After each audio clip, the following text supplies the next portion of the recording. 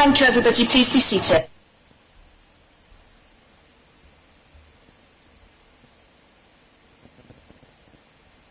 Before we start, I'll read out our usual notices. I'd like to remind you all that this council meeting is being broadcast live over the internet, so we are all on camera. Please be aware, therefore, you may be visible on screen when people around you are speaking, and please remember to speak clearly into your microphones. This meeting is available to view online now and in the future, whenever and wherever people wish to view it. There is no need for any other filming of the meeting to take place. We welcome the use of Welsh language at meetings. However, I have no requests for people to speak Welsh today, so this meeting will be conducted in English only. I'd like to welcome everybody attending and anybody watching the meeting via the webcast. However, can I ask all mobile phones and other noisy devices be put on silent? If there is an emergency alarm, please follow the green signs and go to the ground floor of the Civic car park. If we have any motions or amendments during this meeting, I will need them to be clear before we go to the vote. Okay. We move on to agenda item 1 is attendance.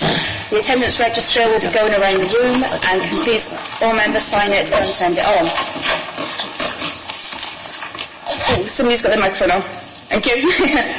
Agenda item 2, apologies for absence. Dominic Redmond, have we had any apologies, please? I've had apologies from Councillors Stephen Evans, Elizabeth Haynes, Richard Overton, Rose Seaborn and Dave Thomas. Members, are there any other apologies that we know of? I think I'm Madam Sally. I am here, but I'm not.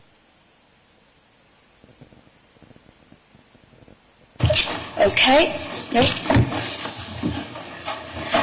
Item 3, declarations of interest. Delith Harris, do you have any advice for members, please? Thank you, Chair. Yes, with regard to agenda item number 10, which relates to the Boundary Commission review of the electoral arrangements, all members potentially have the same personal interest in view of the changes proposed in the report, which may affect future positions. My advice is that's not a prejudicial interest, so could members just confer and agree that they will declare that interest? Disagree? Agree. Thank you, Chair. I'm not aware of any other interests.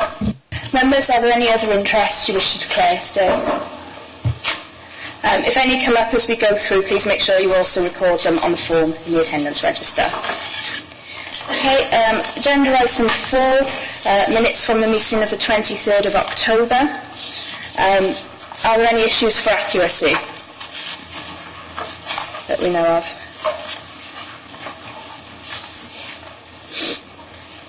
If not, are we happy to move that those minutes are correct? Thank you. Thank you, members. Agenda item 5, this is page 51 of the agenda, update on actions. Updates on what has been done to implement our previous decisions. Are there any comments or questions? No, in that case, are we all happy to note those updates? Thank you, members. They're noted. Agenda item 6, receipt of petitions. They're in them today, so we'll move on to agenda item 7. Public question time. Again, there have been no public questions, so we'll move on to item 8. Item 8, announcements. Leader, do you have any announcements, please? Thank you, Presiding Member.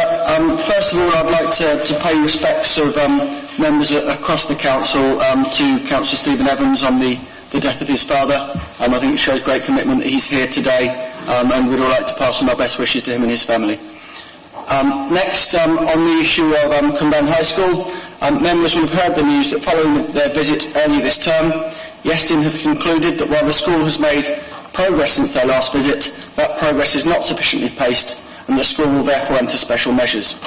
Our job in that circumstance is to work with the head and her staff, governors, the AS and others to support the school in making the progress that is needed. I can assure councillors, parents and pupils that we will leave no stone unturned in our efforts. We have been in direct contact with Iestyn, the AS and the school to discuss immediate next steps. Next, I was pleased to attend the Torvine Leisure Trust Sporting Heroes Awards last night. The awards recognise the fantastic work done by volunteers to support grassroots sport across Torvine. Thank you to Harry Collins and Di Bassett at the Leisure Trust for this positive leadership, and to the staff of the Trust for their hard work over the past year.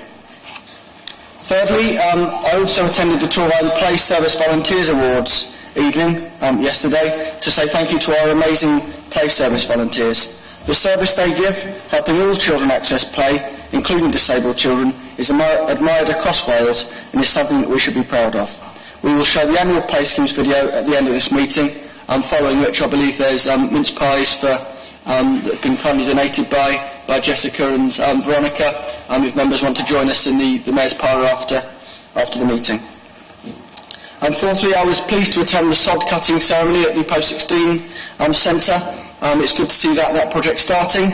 I also visited the new hospital site with Health Minister Vaughan Gething last week. It's great to see such a big project progressing so well. It's really a massive investment in our area and in our NHS. Lastly, I'd like to mention the Armed Forces Awards. On Thursday the 22nd of November, less than 12 months since receiving the Bronze Award, the Council has awarded the Silver Award for our support for the Armed Forces. Councillor Ellen Jones and I collected the Silver Award on behalf of the Council at a ceremony earlier this month. The award is a message of support for servicemen and women, veterans and reservists. It recognises the skills that they bring whilst working for this authority and also shows that we take our pledge to treat all Armed Forces personnel, veterans and their families fairly in return for their service for us all. It is good to see Torvine policies on housing and benefits for veterans held up as good practice for other councils to follow. So well done to the members and officers for making this happen. Here to recognise the award today is our Armed Forces champion, Councillor Alan Jones, Major Stephen Dwyer from the 104th Regiment Royal Artillery, Jason Lewis, our Head of HR, and our Regional Armed Forces Officer, Lisa Rawlings.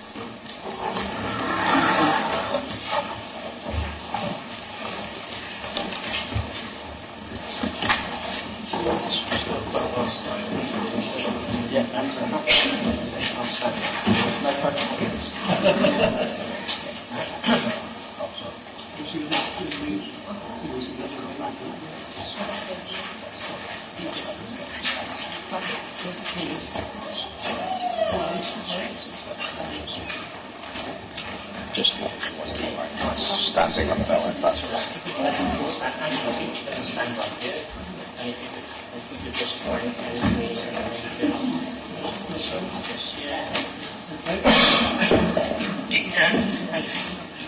Go back in front of James. I mean, still see you because of your perfect height.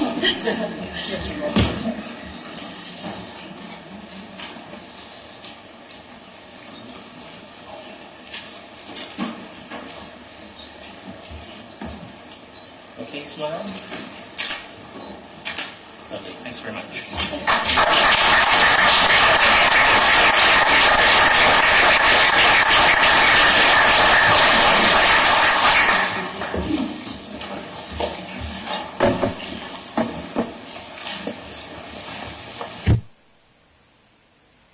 Thank you, Leader. Chief Executive, do you have any announcements? Yes, thank you, Madam Presiding Officer. Just one announcement. I'd like to introduce members to our new Head of Transformation and Improvement, James Griffin, who's at his first council today.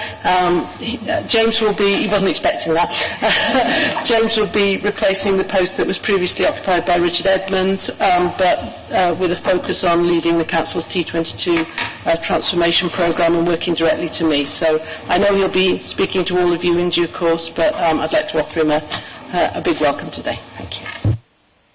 Okay, thank you.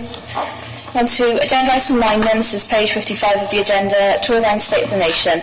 I'm going to ask our Senior Chief Executive to present the report for us. Thank you, Madam Presiding Officer. As members will know, we have a State of the Nation report every Christmas Council, and the focus of the report is not so much performance, because we have obviously a number of performance reports throughout the year, but is around celebrating the work of the staff that is carried in, year out, on behalf of the Council and more importantly on behalf of the public. It's obviously quite a large report, so I will just pick out some key details, so if anybody doesn't have their details picked out, forgive me. But members, I'm no doubt have read the report and seen all the good work that's been done. If there are any questions on the detail of anything that we cover in the report, then the chief officers are all here and they will do their best to answer any of your questions. So we start, members, with the Public Services Support Unit, which covers the work of the Public Services Board and also deals with a number of issues around community safety, refugees, and some key governance issues for the Council. In terms of the Public Service Board, a very big piece of work has been done around the Wellbeing Plan. That's a statutory requirement that we must produce. It's an excellent plan. It's on the Council's website, and I recommend it to members if you've got time to look at it. A lot of work has gone into that. The PSSU has also done some work, some excellent work on the General Data Protection Regulations, GDPR. That might sound a bit dry, but believe me, it's hugely complex, and if we get it wrong, it's hugely reputational for the Council, and I'd like to thank everyone in PSSU who's been involved in that, because it really has been a really good piece of work. In terms of community safety, we've put in place a new multi-agency people intervention process which identifies children that are at risk of antisocial behaviour before they become in the criminal justice system, and 341 cases have been successfully managed in that respect, and obviously that has a big impact on the life outcomes of those children. And in terms of refugees, we've managed to successfully settle 6 families under the Vulnerable Persons and Vulnerable Children's Resettlement Scheme. We're expecting 2 more families shortly. I think it's a tribute to the communities in Torfaen that those families have been welcomed and respected and have settled extremely well, and the children are doing well in schools. So, but thanks to everyone in the PSSU who's been involved in that, because it's been a big piece of work. Going back to community safety, a community safety hub has been established over in the police station across the road, and that's been a really good space for all agencies to work together and communicate very effectively around community safety issues. That allows us to collectively target things at an early stage. And just one other thing I'd like to highlight is that the Torfaen Youth Forum has been supported, and accredited training has been delivered to a whole new cohort of young inspectors. I think that's very important in terms of making sure that we're getting young people engaged in looking at the work of the Council and the democratic process at an early stage. Moving on to social care and housing, obviously a huge service, but we've just picked out some key things that are new and innovative. Adult services have been moving towards a patched-based way of working. That's proving very successful. It means that the teams are more grounded within the communities that they serve. They've been able to build some strong relationships at a community level as a result of that, and that's improved their knowledge of diverse health and cultural needs by working on that patch basis. In terms of the snow, I think it's very important to point out that there were a lot of vulnerable people who could have been harmed during the snow because health and social care wasn't available to them. That wasn't the case. Working together as a team across all departments, we managed to make sure that all vulnerable people were properly served, and I know that some home carers walked for miles in the snow, and I think that there's no substitute for that kind of dedication, and those people should be sincerely thanked for what they did. We've managed to develop some robust partnership commissioning arrangements through the Regional Care Homes collaboration, and that is providing better support and services for residents. We've been able to make use of the Welsh Government Integrated Care Fund in maximising those opportunities. In terms of children's services, again, a huge area which we could talk about for hours, I'm sure, but just a couple of key points. The Rapid Response Team has proved very effective. That's a new team, prevented placement breakdowns in family situations, not just children outside of the care system, but also children within the care system with foster carers or family carers. And a new out-of-hours service has been established, which has helped to make sure that that service is available at all times. The feedback from families has been that this service is very positively received. And also the Family Focus service is now being utilised to take part within care proceedings in courts. That has made things better in terms of working with families and children, and again, very positive feedback has been received in that respect. We continue in Torfaen to have a high number of foster placements which are in-house rather than out of county. Obviously it's better for children to be close to their families and geographically, but it's also a lot better for the resources of the council if we can keep children within foster placements in the council. We've developed an adverse childhood experiences framework to help the most vulnerable adults and families. I don't know if members have heard of ACEs as they're called, but basically there's a lot of research to say that children who have a number of factors in their childhood, such as alcoholism, domestic violence, a parent in prison, are more likely to have poor outcomes as adults. So if we can intervene with those families at an early stage by identifying them through that framework, there's a stronger chance that we can support them into having more successful adult lives, and a lot of work's been done around that. And the Building Resilient Communities programme has delivered successful outcomes, including positive engagements with families, helping them to cope in and manage through crisis situations, because it's obviously crisis situations that cause breakdowns in families. And we're helping those people to become more confident in supporting their children and indeed in supporting themselves in moving closer to the labour market. So huge amounts of strain on children's services, as I'm sure members are aware, huge amounts of budgetary strains, but some really innovative work going on and a lot of positive interventions with families to try to at least stem the tide of the demand that children's services places not only on this council but on all councils across the UK and beyond, I'm sure.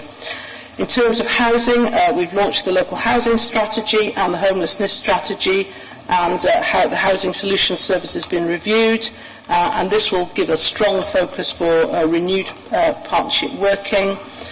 We've improved our Gypsy and Traveller site, and we've received visits from Welsh Government and other councils to look at the good work that's being done in that respect. And I was fortunate enough, because I do a lot of shadowing of my staff, fortunate enough to shadow the elections of the Gypsy Council's Youth Council, the Gypsy and Traveller Youth Council rather, and it was lovely to see those young people from that community wanting to be part of a youth council and have a strong voice about their community. It was very heartwarming to do that. Also in terms of housing, we have continued to develop the Supporting People strategy, and we've launched a Supporting People Gateway model. The Home Seeker allocation policy has been reviewed, and the process for assessing home seeker applicants' health circumstances has been improved, because members will be well aware that housing and health are very closely linked. It's very difficult for people to stay healthy if they don't have a secure and comfortable home. In terms of communities, social prescribers are now an integral part of the service area. Social prescribers are people who work alongside GP surgeries, so that if somebody is presenting with a number of issues which are probably not health issues, but are a flag that the person needs support, the social prescriber can come in and work alongside the GP to deliver maybe more social outcomes than health outcomes for them. And support has continued for the most vulnerable individuals with complex needs to engage in employment, undertake voluntary work and gain qualifications. And we know that physical activity is an important part of managing mental well-being, mental health well-being, and a number of people have been helped in that respect also. And just in terms of administration, this may sound again a bit dry, but extremely important. The Welsh Community Care Information System database has been successfully implemented. Without that database, we couldn't run the services and know that people are safe. And I know it's been a huge amount of work for staff, but it has been successfully implemented, and we will have better quality monitoring now and better data quality. In education, young people not in education, employment and training, known as NEETs, which I don't like that phrase, but that's the common parlance, have been supported to gain nationally recognised qualifications, and a leadership pathway for young people has provided opportunities for them to deliver sessions across community and school settings. We've supported many young people who face very serious barriers in their lives and have volatile and destructive behaviours or are isolated. And the Moving On Up project has helped 15 young people in their transition from primary to secondary school, which can be a very difficult time for young people who have a lot of problems in their lives. And the feedback from that has been very, very positive. I know you're going to see the Play Scheme video later, so I don't need to say a great deal about that other than that it continues to be extremely successful, and the number of participants increased to 4,000 per day over the summer. And we've supported 165 children with disabilities and challenging behaviours and complex families through the Enhancement Project. I know that members are always concerned about bullying in schools, and anti-bullying training has been delivered in partnership with Actors Education Cymru at Key Stage 2, 3, 4 and 5. So we're really taking that very seriously. And in June 2018, Nant Kelling Primary School was supported to gain the National Quality Award for Excellence in Health and Wellbeing, showing that they are implementing wellbeing and initiatives at the very highest level, and clearly one school will trailblaze for other schools to follow in that respect. In terms of attendance, we've launched the Strive for 95% Plus campaign. That's basically does what it says on the tin. We're trying to make sure that all young people have 95% plus attendance. Attendance is really important for educational attainment. Even missing, a few days can set people back compared with their peers. And obviously the most vulnerable children are most affected by missing school because they don't necessarily have that parental support back at home to make up the difference. We continue to have a low rate of statutory assessments for children with additional learning needs, and we're rarely required to attend special educational needs tribunals, which means that we are doing, on the whole, the right thing for these young people and aren't subject to challenge in that respect. In terms of 21st century schools, there's an awful lot been going on. Members can see the results of that with their own eyes. We've completed capital schemes at Garnthaig, Cumfredor and Pennegarn primary schools, leading to improved facilities. No one likes to close a school, but sometimes it is necessary. And members will know that Victoria and Brynteg schools were closed, but the good news is that the pupils were successfully transitioned to other schools and are doing well. The new Cressykyliog School and the new Sixth Form Centre projects have significantly advanced. So, as the leader said, we had a sod cutting for the post-16 site a couple of weeks ago, which was very exciting. It's a long time in the preparation, but it's now happening. And the Archdiocese of Cardiff is planning a new 3 to 16 school, and we've been working with them to look at how that can be implemented. And we have funding now to add primary provision to Ysgol-Gyfan Gwynllw School to make a through school there. So lots going on in terms of school reorganisation of school buildings to provide some really 21st century school facilities for our young people. Moving on to neighbourhoods, there's a lot been going on in neighbourhoods. As you know, Rachel Jowett has been coming as our new Chief Officer. She's been with us a year now and has really really taken the pace up, and I know has done a lot of very good engagement work with staff, which has been very welcomed. One of the big things that's happening in neighbourhoods planning and public protection, the leader mentioned the visit to the Grange University Hospital site. We've got funding from Welsh Government to help us investigate the feasibility of creating a life sciences park around that hospital. We know that big university hospitals attract that kind of private sector investment. So the Welsh Government, together with the Council, have funded a piece of work to look at the feasibility of taking that forward. It's all looking very positive so far. And a strategic steering group has been set up, which Rachel and I attend, and also is attended by Nairn Bevan, Welsh Government, but also importantly, I think, Cardiff University and Cardiff Met University. So that's all very exciting. Occupancy at Pontypool Indoor Market has reached its highest level since its refurbishment in 2015. Hopefully this is having a positive impact on the footfall in Pontypool. And we are looking at bringing more historic buildings in Pontypool back into use. The Springboard Business Innovation Centre, which is one of our perhaps hidden success stories, in that it's a really thriving place, has been working with the University of South Wales to support 43 graduates and undergraduates to explore the opportunities of entrepreneurship. And we have a very big advantage in having a great site close to the M4, and we need to make sure that we're really delivering for our businesses in that respect, and I think that that facility is doing so. Members will be familiar with long discussions about the British that have been going on for many, many years in this council chamber, but the news is very positive. The British Regeneration Project has produced a draft master plan, and that has been in partnership with the local liaison group. We seem to have the best working relationship with that community group, I think, that we've ever had over the British, and things are looking much more hopeful.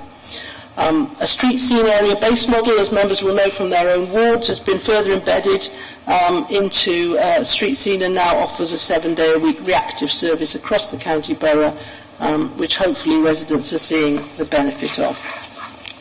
Our targets for managing biodiversity and public access have been met, and a positive contribution to the wellbeing plan is made, resulting in green infrastructure becoming an important component for wellbeing benefits.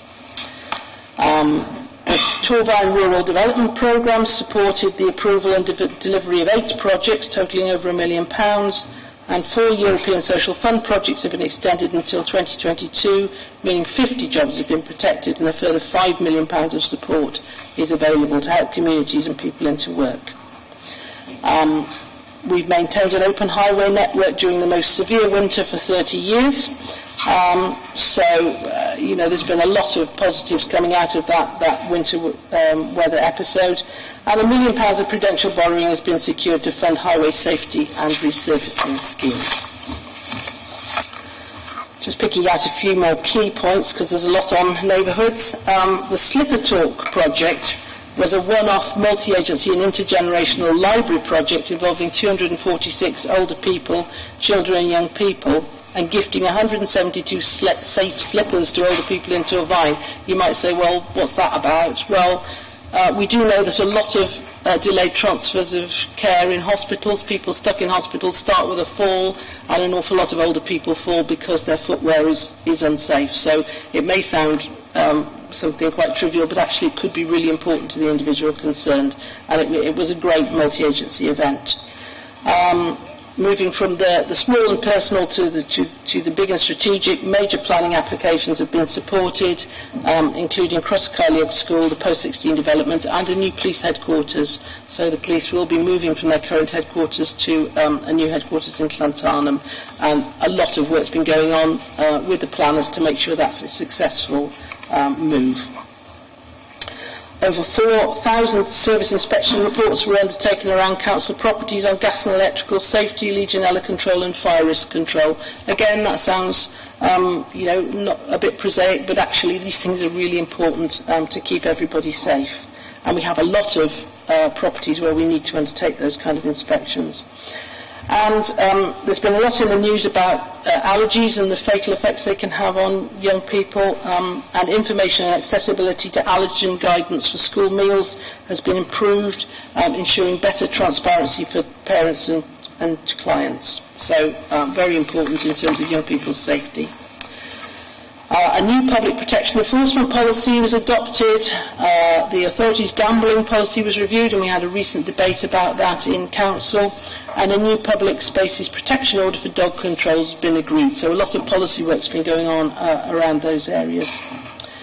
In terms of waste, we completed the procurement for the treatment of food and green waste. A 1-year contract for a range of curbside collected recycled materials was also secured. Statutory waste targets were met, and consultation was undertaken on a new waste strategy, and work commenced to challenge the reliance from agency staff to directly employed staff for waste collections. I know that many members do have concerns about things, small things but important things to the public around waste collections, and we do know that the more directly employed staff we use on waste collections, the better the level of service, so that's important. And adult community learning now sits under neighbourhood services, and they've achieved excellent attainment outcomes for the 17-18 academic year, as they always do. So that's always a good news story. In terms of resources, we were the first authority in Wales to close our 2018-19 accounts. We are regularly praised by the Wales Audit Office for our early closure, and also we received unqualified audit opinion on our accounts. The Council's commercial estate portfolio is effectively managed with minimal voids, and that delivers a net income of £1.7 million to support the Council's base budget, so it is pretty significant. And we've managed to generate capital receipts totalling £4.6 million. And obviously every penny that we can generate in capital receipts goes into our capital programme, and particularly our 21st Century Schools programme. There's been a lot of work in negotiating the acquisition of land for the new sixth form centre, and also a lot of activities taken place around office accommodation. So we've now moved staff out of Pearl House, and most of our staff are now accommodated in the Civic Centre and the police station, those two buildings. The more we can bring teams together in a geographical space, the better it is in terms of working together. And members may know that on the 5th floor, all our chief officers sit together alongside myself, and the fact that we're all in one place and we can talk to each other all the time, I think really adds to the collaborative nature of the leadership team and the way the Council works. A comprehensive staff benefit scheme has been launched, including a car leasing facility. So that's something that we can do to say thank you to the staff for all the hard work they put in. In terms of internal audit, the target percentage for delivering the internal audit plan was exceeded. We've managed to maintain high levels of council tax collection. Again, that's important for our finances. We've brought together the revenues and benefits and customer services team into one, and actually that's been a very successful merger of those two teams. And customer service provision has improved, the performance measures have improved, particularly lower rates of abandoned calls, and availability of more online services. So we're monitoring that carefully, but the merger of the teams has definitely improved those performance indicators. And our performance in the delivery of discretionary housing payments has resulted in us being identified as one of the 2 leading authorities in Wales and within the top 10 in the UK. In terms of legal, because there's more pressure in children's services and social care, there is more pressure on the legal team, but we've increased the capacity in our child care legal team. That's meant that we don't have to buy in so much legal service from outside, and has reduced cost and provided a better service. In terms of the Chief Executive's service, members will know that we took £1 million out of the revenue budget by reorganising our admin and support services, so we made a big ongoing saving in that. That service has continued to operate within that reduced budget envelope, and has provided a lot more flexibility across being able to target admin and support where it's needed within the Council. We've received positive feedback from the Wales Audit Office on the Council's overview and scrutiny arrangements, which was very welcome, and they've provided external validation of the work non-executive members undertake through their scrutiny committees. In terms of communications, we've delivered successful communications which have helped service areas increase volunteer hours for community clean-ups, improve school attendance, and increase the number of fostering inquiries. As I said earlier, the more foster parents we can recruit, the better. And just going back again to the weather, obviously there was a lot of very hard work done around coordination of the Council's emergency response to the episodes of winter weather, which resulted in, as much as one can in those situations, vulnerable people being properly cared for. So, members, I could go on. I'm extremely proud of my staff, as I hope you are as well. I think with the budget being so tight that we tend to focus greatly on all the things we can't do, and we forget all the things that we do, and the fact that we continue to innovate and provide new ways of service delivery, which takes out cost and improves service delivery. So, is austerity over? It doesn't feel like it from where I'm sitting, I have to say. But the staff continue to deliver despite all of the challenges that face them. So I'm very pleased every year to be able to tell you about what they do. I know they put this report together, I just present it, so I'm asking you to note the activities and achievements of the officers of the Council during the past 12 months. Thank you. Thank you, Chief Executive. Members, are there any questions or comments on this? Start. Thank you, Madam Presiding Member. Can I just say, first of all, thanks to the Chief Executive for talking us through the whole report.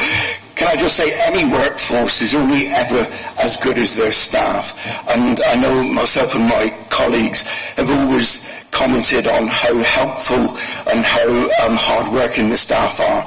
And I know, talking to residents, the majority of residents, there are the few that don't, but the majority of residents do actually recognise the hard work of the staff, and they are very appreciative of it. So on behalf of my Conservative colleagues, can I just say a huge thank you to all the council staff. Thank you. Thank you. Councillor Bennett next, and then... Thank you, Chair. Yeah, I'll just reiterate what Councillor Mills has just said and thank all the staff for all their hard work and the officers that support us as members, and we do really appreciate it. We know how hard they work. And again, back early in the year when the snows was down, the hard work that was put in, especially in my area and some of the north areas, for the people that were supporting the vulnerable and the social services side, walked for miles to keep these people basically alive then. I mean, when they were in, it was so cold. And we thank them all for that. And only one other thing is just what the leader said earlier about the Cumbrae High, how disappointing news it is today. I'm sure there are a lot of disappointed parents out there today to be receiving this news.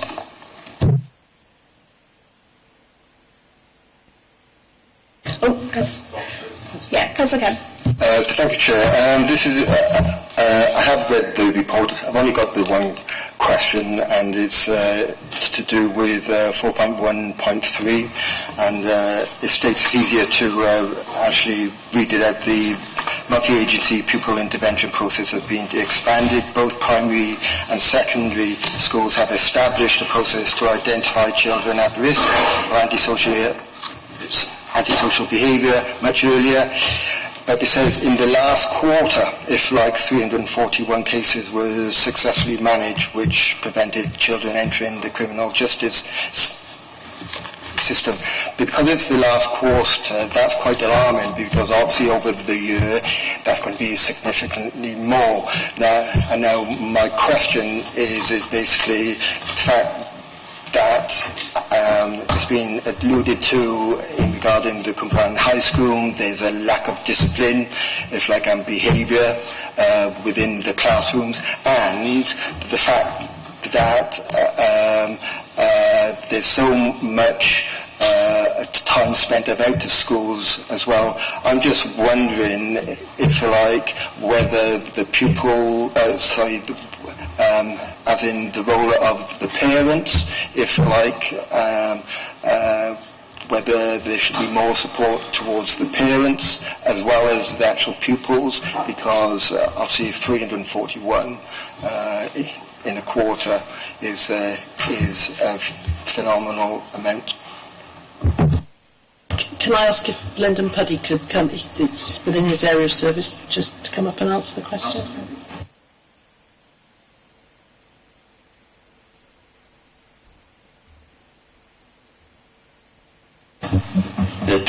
The key role with the community safety team through the MAPI process with the pupils is to work with the schools identify that children are on the cusp of issues of antisocial behaviour.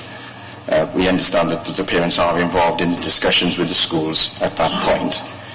What I can do is offer yourself, Councillor Kemp, and any other member the opportunity to come and sit with our team in the community safety team over in Pontypool Police Station and actually talk through the process that we go through with multi-agency prevention opportunities, and I would offer that up to anybody if they'd like to come along.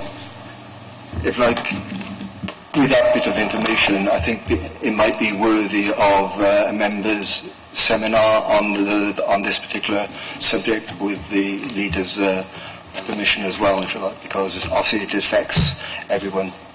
I think that's an excellent suggestion, Councillor Kemp. We'll make that arrangement. if the needed happens. Councillor David Daniels.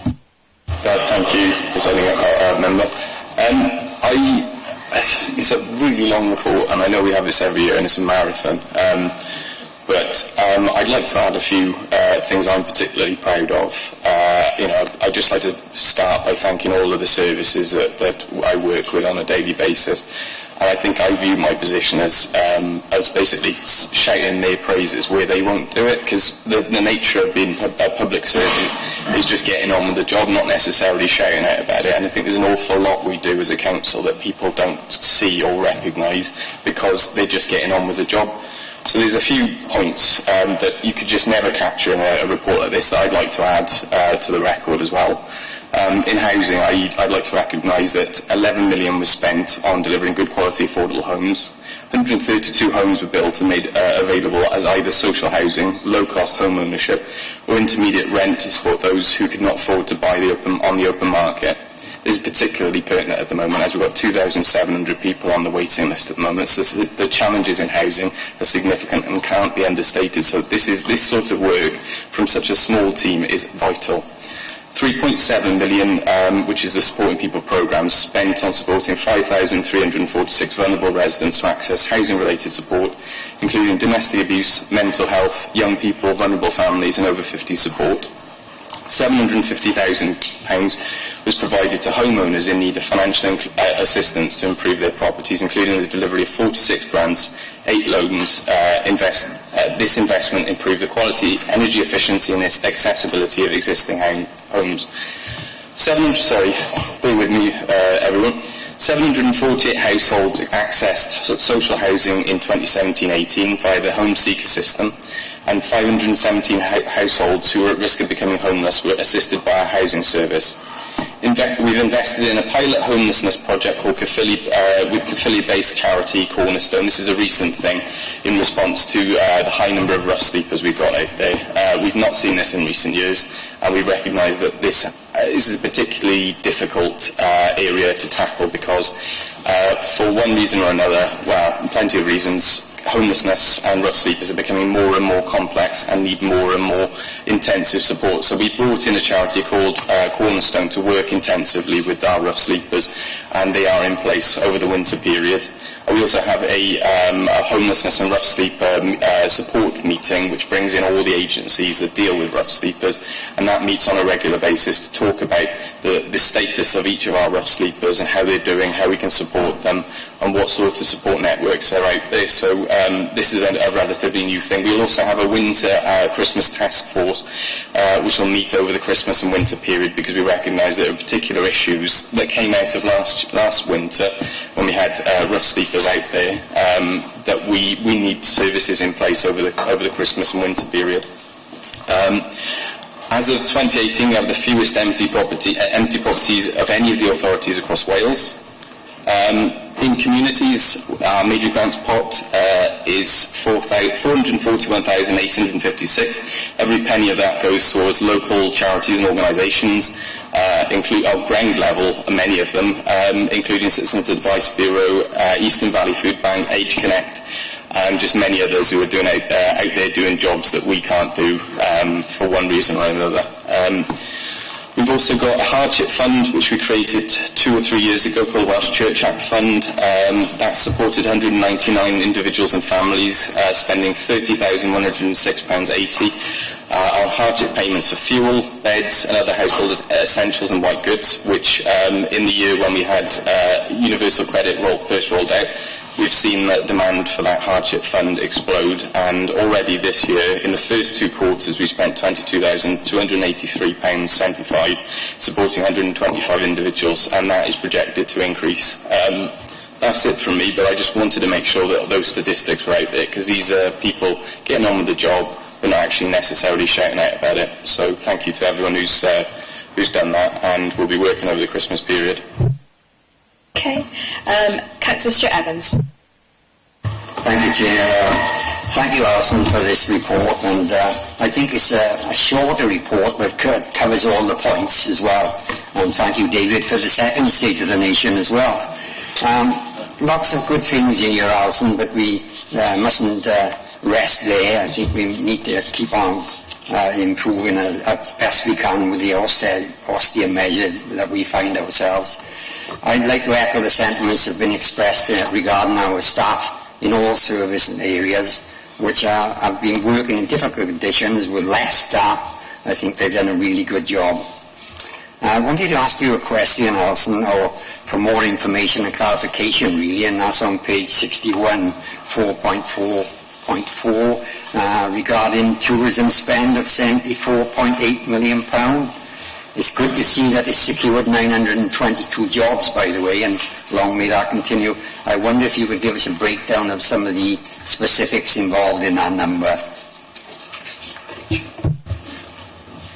I think, if it's all right with you, Councillor Evans, can I give it to you in writing? Because I think we just need to look into the detail to give you a proper, full answer, if that's okay. Yes, Alison, I didn't expect that today. Thank you very much. Thank you. Councillor O'Connell? Yeah, thank you, Chair. I'd like to join in the calls to thank all members of staff across all departments for the work they've done over the year. My attention, I think the attention of my colleagues, is obviously drawn to education, given the announcement that Cumbrian High went into special measures yesterday. The leader in his opening remarks said that there were some immediate actions that were likely to be taken to help the school. Can you confirm, or can anyone confirm, if those immediate actions would result in the replacement of a head teacher and the replacement of the executive member for education?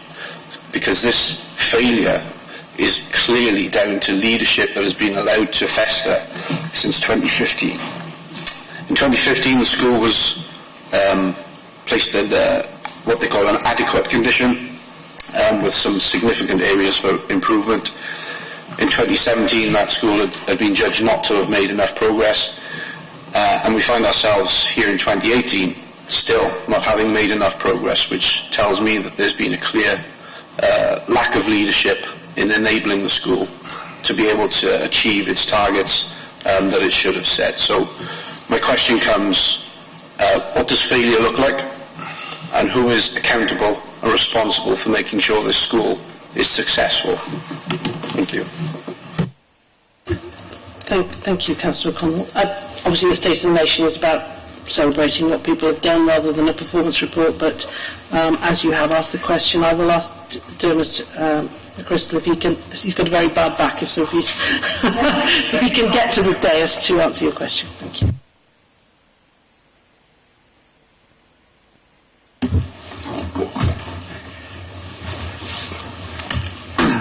Thanks for the question. In terms of accountability, clearly that accountability is distributed, and I'll talk to the bits that I'm responsible for. So clearly, partly it's my responsibility as Chief Officer, in terms of looking at how we support schools. So it's probably worthwhile just talking through what happened. It's also the responsibility clearly of the governing body and the head teacher, and I'll include that in my response. So, as you say, the two schools amalgamated 4 years ago. Always a difficult time in any school's history, their birth, and bringing two schools together. Since that point, we worked very closely with the head teacher and the chair of governors and the whole governing body to make sure the school was well supported. Clearly, early on, Esson came in and saw them. A bit unusual that they come and see a school in its first year as things bed down, but that's what they did, and they thought the school was in need of significant improvement. So since that time, we've been working very closely with the school to make sure that they've got all the support they need. They've been unusual in the sense they've had a very strong budget position, unlike the rest of our schools, so resources weren't a concern. But you're right, there have been issues with leadership that we've raised with the school, and as Council will be aware, we've also issued warning notices to the school on 2 occasions, the most recent of which is in the last year. And those warning notices, which are a statutory function the Council can exercise, were because of concerns about the degree and extent of progress the school were making, and their ability really to know their own pupils to look at what action plans they need to put in place and then respond appropriately. So in addition to that use of statutory power, We also then appointed additional governors. That was because we didn't think the governing body were providing sufficient challenge to the leadership team. So 3 additional governors, including a chief executive of a nearby authority, were put in place. And we've worked very closely with the EAS, with additional support coming in from literacy and numeracy teams within the EAS, additional challenge advisor support, also making sure that the middle leaders in the school had significant additional support around their leadership training, and also additional HR support for the school as well. Now, just before Eston came in, as you'll again probably be aware, we have to prepare a pre-inspection report.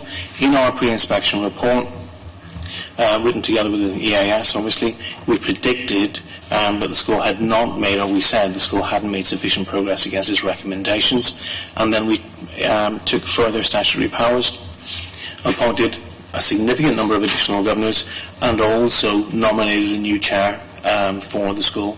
So I think the local authority over time has recognised what's been happening. I think we've used all the statutory powers available to us, short of removing the school's delegated budget, which isn't an issue because there isn't a budgetary concern, and short of applying to the Welsh Government for an interim executive board, which in effect would remove the whole governing body for a temporary period. We think we've used the right range of measures, not something I've discussed with Eston already. We think we're well placed in terms of making sure the school now makes accelerated progress. We'll be meeting with Eston and the school. Eston thought we might do it after Christmas. We've asked to bring that meeting forward because every week counts. Obviously, we've got learners in Year 11 whose parents and those learners themselves will be thinking, am I getting the best possible deal this year? We want to make sure that they are, and also for every other pupil in the school clearly too. So we'll hopefully be having that meeting before Christmas. And in that, this is quite unusual, it's the first time for Eston part of a new framework, they now come in and actually are part of that improvement planning. So something a bit different. We haven't done it before, and Eston haven't done it, but I'm really pleased to see that they'll be there, part of that planning process together with the local, with the council. That's obviously something that will make sure that families, parents, all stakeholders, and obviously council are kept abreast of in terms of developments. There will be monthly meetings continuing, which we've had with the exec member, with the head teacher and other key members of staff, together with the EAS, and there will be ongoing timely visits by Eston. So in terms of accountability, ultimately the head teacher, the chair of governors are the ones who are responsible for running the school. Our responsibility is to make sure we give them every support. I think that we can demonstrate quite clearly that that's exactly what we've done. We've probably used our statutory powers more extensively than any other authority in the region, perhaps even in Wales, because we've known we needed to. The school has been in a difficult position. It's important for members to realise when you read the report, which is available on the Eston website, it gives a clear account of the progress the school has been making, but critically, the pace and extent of that progress isn't sufficient. At this point, we have also put other support in for the head teacher, which is bespoke, and obviously I'm not going into all the detail of that, but there's very specific support in place, and we'll be monitoring the situation very carefully. One note of caution, as members will remember from Lantarnum, which is the only other school we've had in special measures, certainly in my time, there's a difficult situation for the school here in that it needs to improve, it needs to keep focused on that recovery journey, and that can cause lots of disquiet. That disquiet can translate into parents thinking, this isn't a good school for my child to be at. It may even translate into staff being worried about, should I be here? We'll be working very, very carefully. We're meeting with parents in the school on Wednesday night to talk to them about what is going to happen, what the process looks like, to reassure them that there is a very clear, coherent, articulated plan in place. Eston will validate that, hopefully before Christmas, as I said, and that they should have every confidence the school will accelerate the rate of progress, because it has been making progress, just not enough. We'll be accelerating that and reporting back to everybody so they can have that confidence they need to have that the school's performing for their child. Look, thank you, that's an excellent answer. And I'm pleased that the parents are going to be supportive, because the anger is palpable. And certainly a lot of the messages I've received over the last 24 hours have been particularly angry. I would say I'd like to understand perhaps a bit more between what the difference in levels of support between 2017 are and what's going to be offered going forward. Because if they made insufficient progress in 2017 and they've still made that now, does that unlock any additional level of resource that can be given to the school that perhaps weren't before? And I think that meeting on Wednesday is probably key in terms of managing parents' expectations moving forward. But thank you very much for that. Councillor Ashley. Am I okay moving away from education things in case anybody else wants to come in on that? I want to go on a completely different thing. Related to the State of the Nation report, Stuart? Yes, it is, totally. Okay, then. I like the Chief Executive to reflect on. There's quite an interesting piece in here on neighbourhood services, public practice. What I want to reflect on, you mentioned two aspects in your talk, your State of the Nation thing about austerity and also moving forward on environment, which obviously is one of my specialist areas. And bearing in mind what's happening elsewhere in the world on global change, etc., we seem to be doing reasonably well, despite austerity, on things that we're doing. There's a whole list of things here which I think this authority does reasonably well. Obviously, the environment, bringing into a structure the stuff on the canal, working with other authorities, the triangle thing, and all that. How do you see us going forward, despite the fact that all the staff of that department have been doing incredibly well with very limited budget? There's a whole list of stuff in there.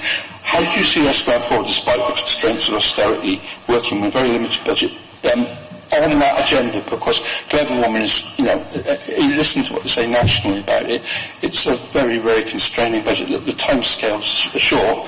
You talk about things like staff transport, you talk things about how we mitigate things, we're talking about sustainable drainage in here, for instance. They're all big global issues, but we're a very small little authority. And I think about this all the time, when we're talking about canal, talk about all the things that we're, other than education, under the cleaner and greener thing. How do we address that? Obviously, that is part of the well-being of future generations. So I'm just interested how you do that, Chief Executive. Thank you. So, right, what are my views on solving global warming through turbine? Okay, actually, I'm really glad you asked this question, Councillor Ashley, because one of the key elements of the Public Service Board Wellbeing Plan is, as I'm sure you know, because I'm sure you will have read it, climate change and how we address that. Now, obviously, that's still only on a Gwent scale. That's not going to change the world. From the executive board of the PSB, we've all been asked to take a lead on a certain theme. And because I know very little about climate change, I've actually volunteered to be the PSB lead on climate change. So I've been working with Rachel O'Shaughnessy and thinking, exactly as you say, about what can we do in Torvine or possibly in Gwent that can help. So one of the things we're thinking about is what can we do about electric vehicles? We have a big fleet, it uses diesel and fuel. We're a small borough, could we be looking at actually, making more, if not all, of our vehicles electric? So I've also been, Nigel will kill me for saying this, but I've also been talking to Nigel about, have we got any pieces of land which are actually not commercially viable but are owned by the council that we could just plant trees on? And I think the answer to that is probably yes. So, what can we do to change climate change in Torvine? Not a great deal, but we can do some things, and if everybody did something, then it would amount to a great deal. So I'm learning very quickly personally about climate change and global warming, and I find it really rewarding, but I'm not an expert in the way that you are. So I guess that's the only answer I can give you at the moment. I'm just going to say that Councillor Ashley missed out about the bee corridors we put in with the wildflowers. That's our bit towards global warming for the environment. Okay, I'm going to bring... The experts, coming out from so many years of scrutiny, the experts are and rightly so, our officers. That's the point I always make in scrutiny. Okay, I'm going to bring the leader now. Okay, thank you, Chair, thank you, members. I think there are probably three things I'd defend to the death. One is the staff that work for us. Another is the right of councillors to ask awkward questions in this place. And another is the right of our residents to expect us to do our best to provide the services as best as we can to them. And this report touches, and the responses touch on all three of those. So I'll just perhaps take them in reverse order, and just to say that I completely recognise the right of councillors, including Councillor O'Connor and Kemp, to ask questions today about Cumbrian High School, and I hope you're assured by the assurances given today that we are taking it seriously, and we will do everything in our power to help the school move forwards and to accelerate the progress that's needed there.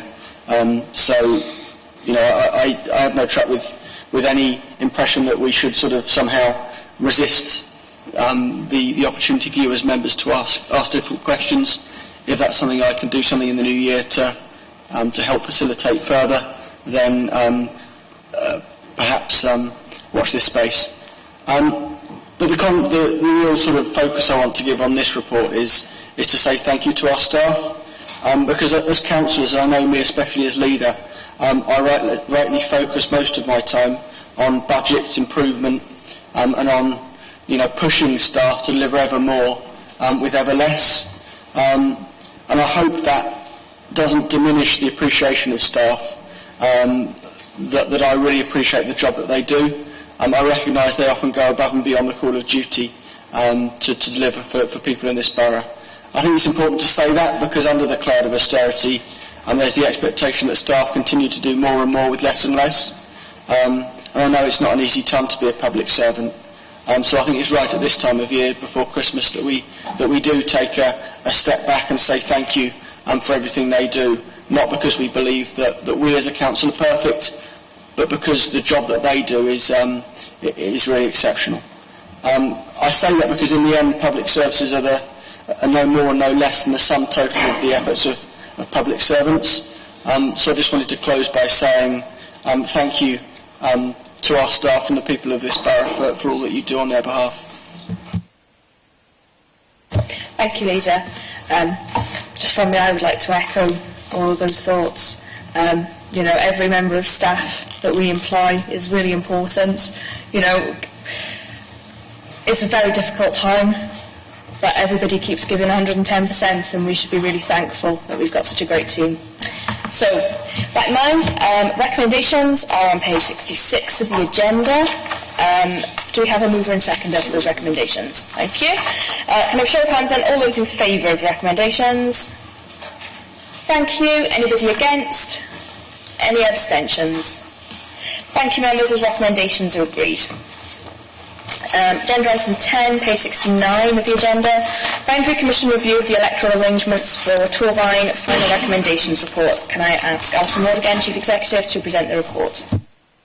Thank you, Madam Presiding Officer. Slightly shorter report this one, members.